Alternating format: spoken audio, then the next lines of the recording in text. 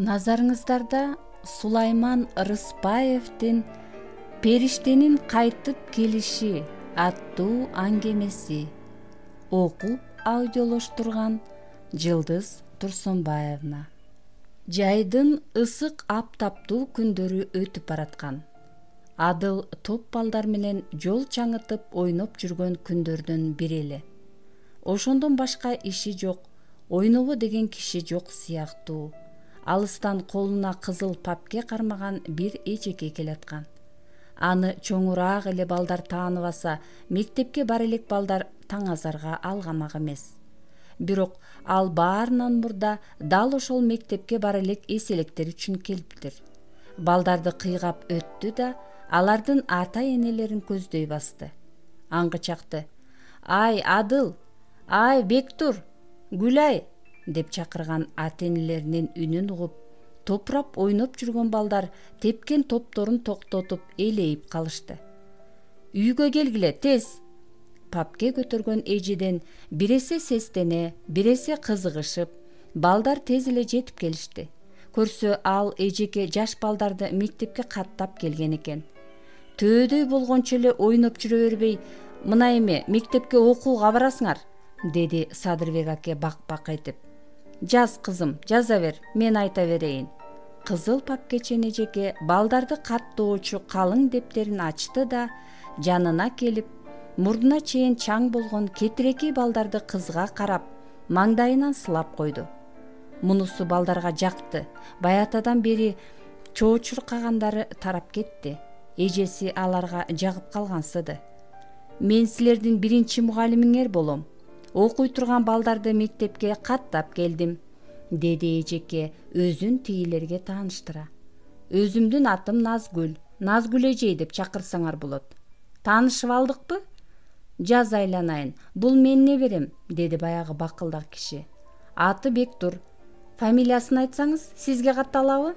«Ананчы, Садырбеков Бектур Кадырбекович деп жаз». Тиги киши биринчи небересин мектепке каттатып жатып, өзүнчө эле кубанычы койнуна батпай турду. «Акбаралы кызы Жазгүл», деди сары жаш келин, кызынын чачын оңдоп өрүп жаткан калыбында. Назгүл аны да жазып, эми кетирекей, тармал чач балага карады. «А сен кимдин баласысың?» Адыл атасынын атын эмне деп айтаарын билбей буйдала калды. Анткени анын атасын эл ар дайым Үкаке деп чакырар эле да. Өзү деле кимдин баласысың десе, Үкүнүн баласымын деп айтып көнүп калган. Анда уккан адам: «О, Үкү устанын баласы турбайсыңбы? Чоң жигит болуп калган турбайсыңбы?» деп коюшат. Карабайсыңбы, ушул бүгүн апасынын айылчылап кеткенин. Анын оюн Садырбек аке бузуп жиберди. «Эл айткан аты Үкү эле да, көрүп калдыңбы же?» деп мугалим кызга карады. «А, Үкү аганын баласыбы?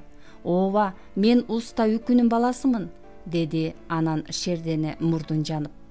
«Үкүев деп жазып берейинби?» Бала башын ийкеп жибергенде тургандардын баары күлүп калышты. «Ооба, Үкүнүн баласы болсо Үкүев болот да, азамат бала экен». Эх, өмүр дегениң уш экен да. Үкаке, уста Үкү деп элдин баары лакап ат коюп эркелете сүйлөп жүрүп, өзүнүн атасы азан чакырып койгон Жуманалы аты атылбай калганын эч ким таназар албай калган. 2 жыл болбодубу? Соо туруп эле бир күнү таңда уйкуга баш коюп, ошол бойдон уктап калыптыр жарыктык. Көз өткөн соң деле эл аны Үкү атын оозунан түшүрбөй келет.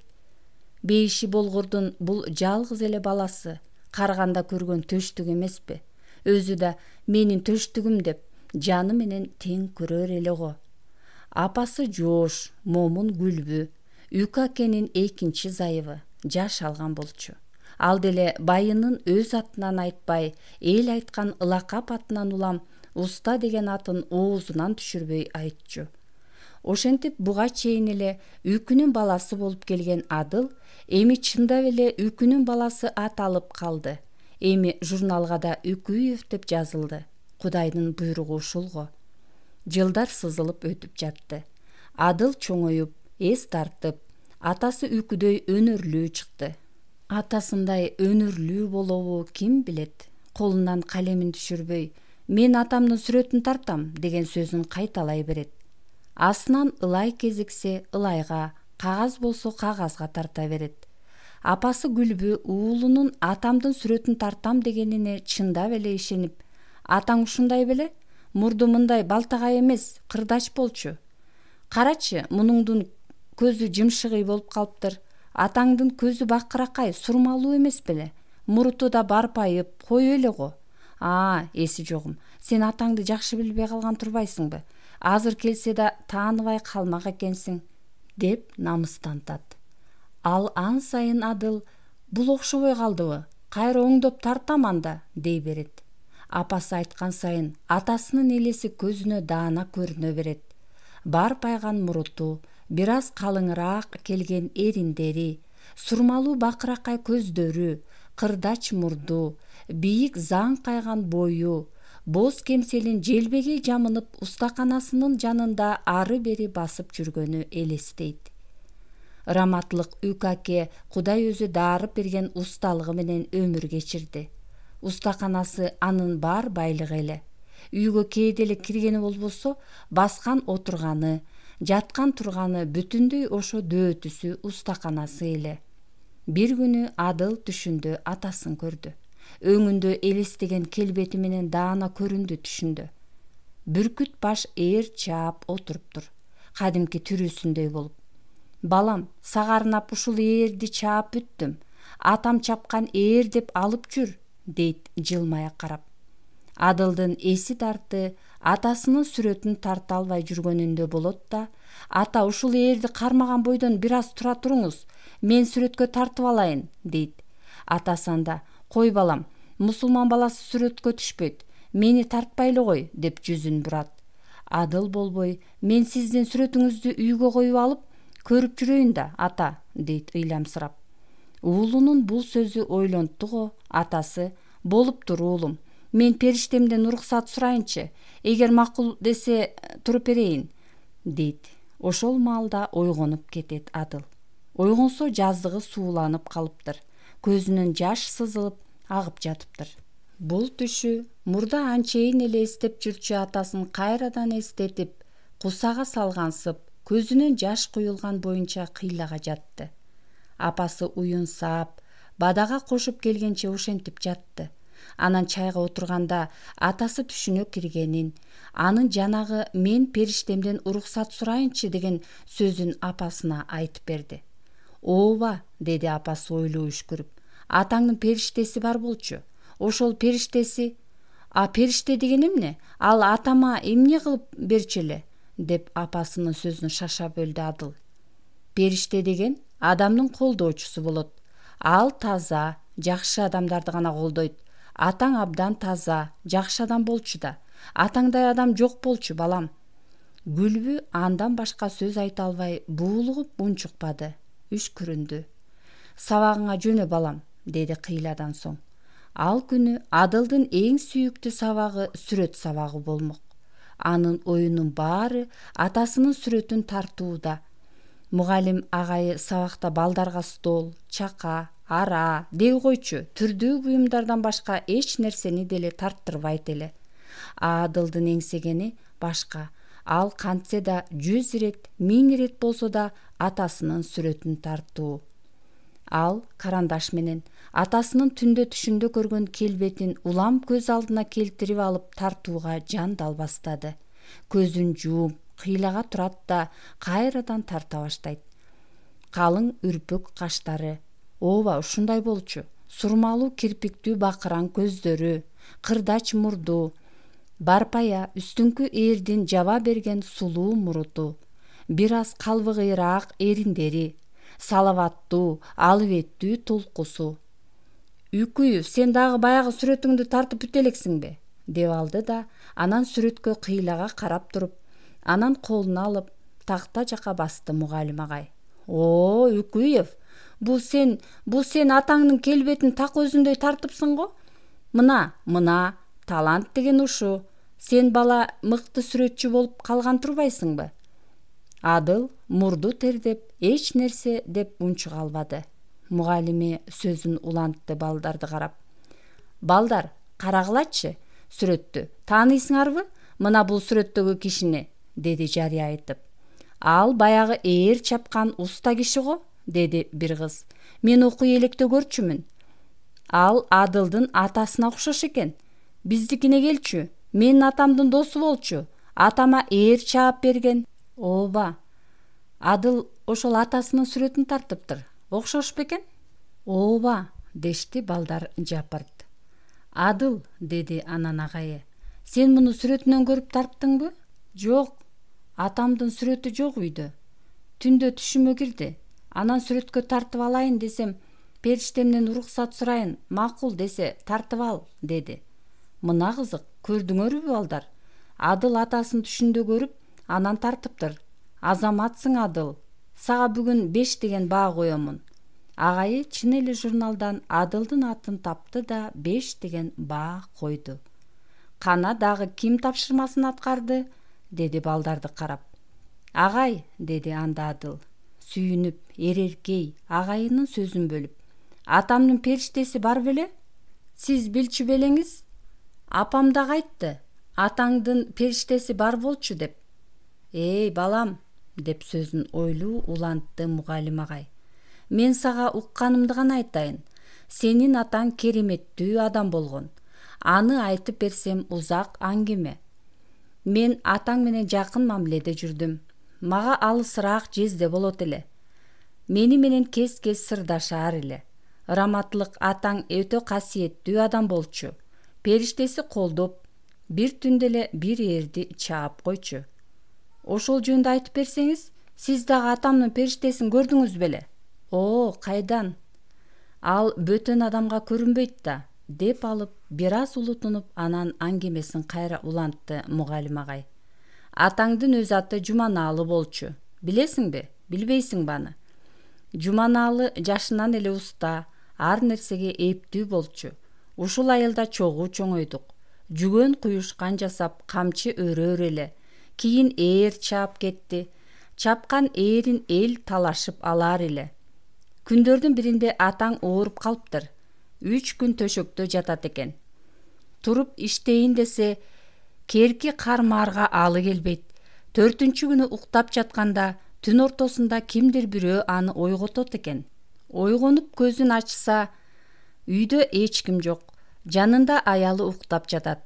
Эшикке чыкса деле эч нерсе билинбейт. Анан устаканасы жакты караса, ичинде шам күйүп турат.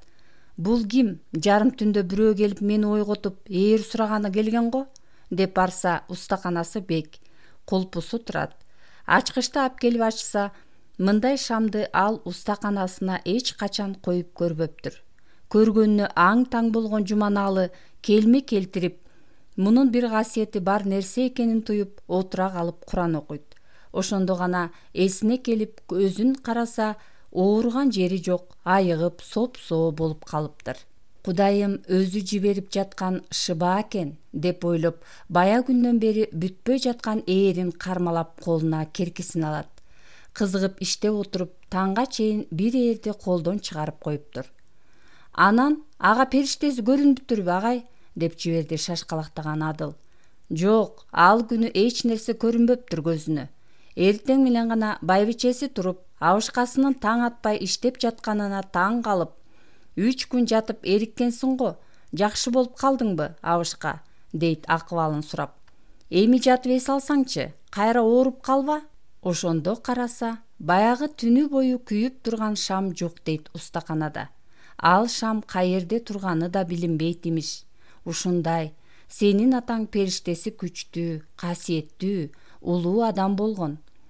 Аңгыча коңгуроо кагылып, сабак аяктаганын билдирди. Балдар демейдегидей чурулдап эшикке чыгууга ашыкпастан агайынын оозун тиктеп калышты. Калганын дагы кийин айтып берермин, балдар. Эми аба жутуп эс алгыла.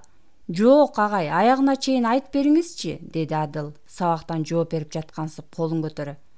Анан кантип анын аты Үкү болуп калыптыр, деди дагы бир бала суроо узатты. Анда мейли, угасыңарбы, балдар? Уксаңар айтып берейин.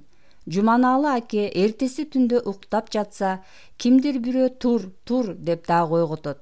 Ойгонсо баягыдай эле үйдө бөтөн эч бир адам жок. Туруп эшикке чыкса, устаканасы кечээги түндөгүдөй шам күйүп, жапжарык турат. Ачып кирет да колуна киркисин алып, көптөн бери бүтпөй турган дагы бир ээрди бүтүрүүгө киришет.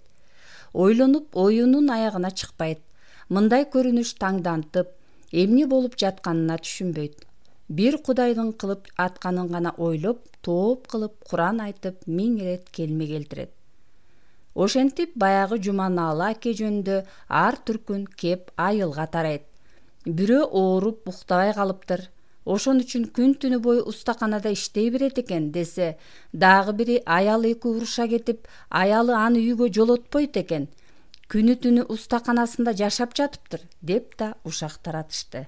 Көпчүлүк эл уста эмеспи, күндүз ар түркүн иши көп, түнү бою уктабастан элдин ишин бүтүрөт экен десе, кайбири үкүнүн көзүн жеген керемет адам деп жүрүп, акыры үкү атка кондурушту. Ошол үкү аты айылга, андан сырткары жерге да жайылып кетти. Акыры Жуманалы аке аты унутулуп, үкү аке болуп калган. Кантсе да анын колдогон периштеси бар экенин эл билер эле. Үкү аке тууралуу ар түркүн кептер айтылчу. Бир ирет устаканасынын таппай жаткан балкасы өзүнөн өзү эле колуна учуп келип кармалып калыптыр. Андан кийин качан эле жоголуп келген шибегеси өзүнөн өзү табылып, столуна бирөө коюп койгондой алдына жылып келиптир. Деги койчу, азыр эмне куралды алып, же керки, же балка, же үшкү менен иштегиси келип, колуна алайын деп жатса эле, каалганы өзүнөн өзү келип калчу экен колуна. Көрбөйсүңөрбү? Мунун өзү жанагы колдогон, жардам берген периштеси анын жанында такай жүргөнү го, дейм да. Бул жөнүндө бир гана аялы Алтынай билчү экен. Алтынай мага алысыраак эже болор эле. Ошол үчүн кээ бир күнү үкү аке үйдө жокто бир аз сырдашар элек. Мага Жуманалы аке өзү чечилип айтып берчү эмес, бир-эки окуяны гана үстүрт айтып берди. Айрымдарын эжемден уккам. Эжем кийин ооруп калды. Ооруганынын себеби да дал ошол Жуманалы акенин периштесине байланыштуу болуп калды окшойт, сыягы. Өзү да ошону айтып кейип жүрдү.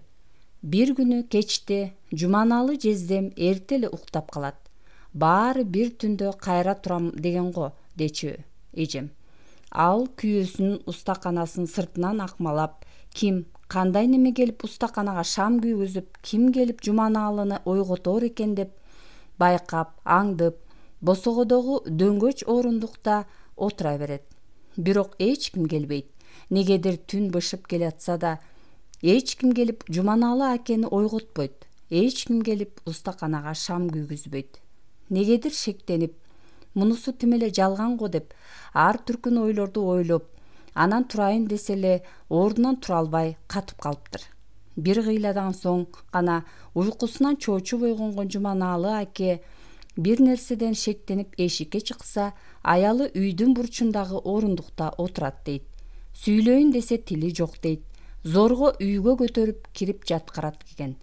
Ошондон кийин эже ооруп калды да аз өтпөй көзү өтүп кетти. Бул окуя дагы эле элге түрдүүчө имиш-имиштери менен кошулуп тарады. Үкү аке аялын түндө сабап коюп, ошондон ооруп өлүптүр деп да ушак айтылды.